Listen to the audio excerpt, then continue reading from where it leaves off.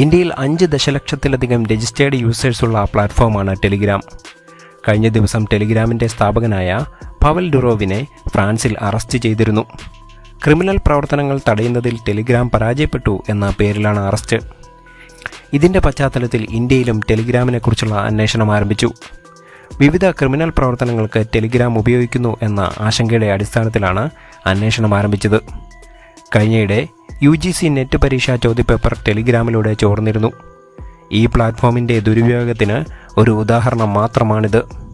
അതോടൊപ്പം വിവിധ നിക്ഷേപ തട്ടിപ്പ് സംഘങ്ങളും ടെലിഗ്രാം വഴി വ്യാജ ആപ്പുകൾ ഇൻസ്റ്റാൾ ചെയ്യിപ്പിച്ച് തട്ടിപ്പുകൾ നടത്തുന്നുണ്ട്.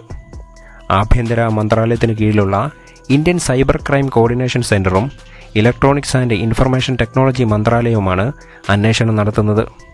അന്വേഷണ ഫലമനുസരിച്ച് ആപ്പ് നിരോധിക്കാൻ വരെ സാധ്യതയുള്ളതായി ദേശീയ മാധ്യമങ്ങൾ റിപ്പോർട്ട് ചെയ്യുന്നുണ്ട്.